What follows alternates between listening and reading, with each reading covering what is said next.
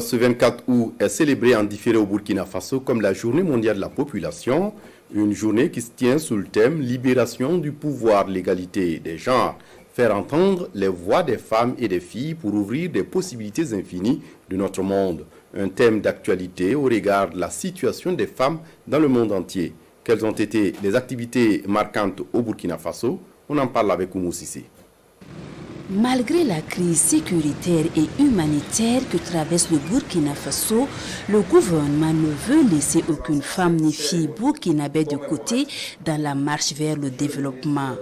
Cette édition 2023 de la Journée mondiale de la population, célébrée au Burkina en différé ce 24 août, vise une libération du pouvoir de l'égalité des genres, faire entendre les voix des femmes et des filles pour ouvrir les possibilités infinies de notre monde.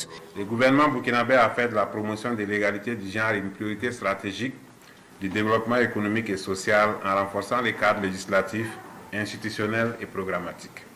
À cet effet, l'adoption de la loi sur le quota genre, la loi sur la santé de la reproduction, la mise en œuvre de la stratégie nationale genre, la création du ministère en charge de la promotion de la femme et du genre et la prise en compte explicite du genre dans les plans d'action pour la stabilisation et le développement.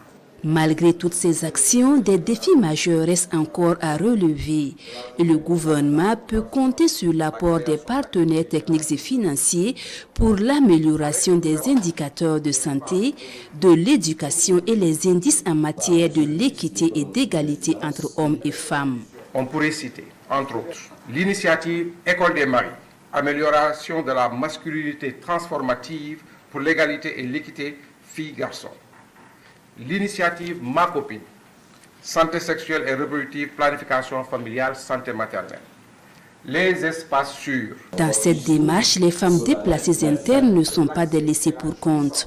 Elles sont prises en compte dans les politiques publiques selon Aboubakar Nakanabo pour le développement social et économique harmonieux du Burkina Faso.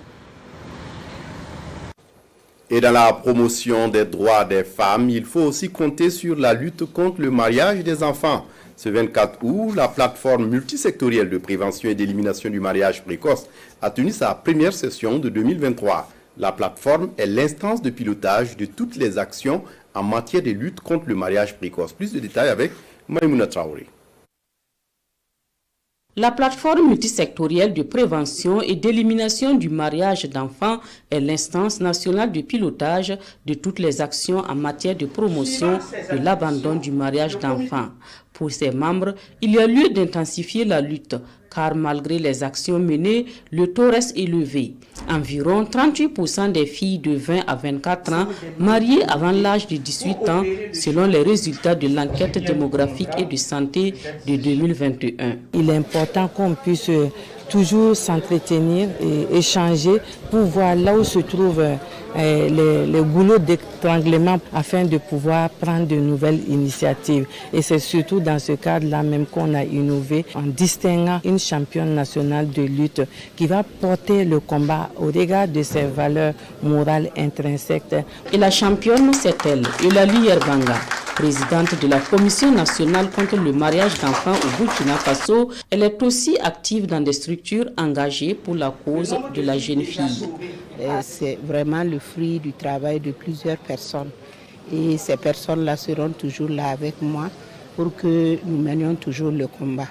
Parce qu'effectivement, beaucoup d'enfants sont privés donc, de leur vie à cause donc, de ce mariage-là.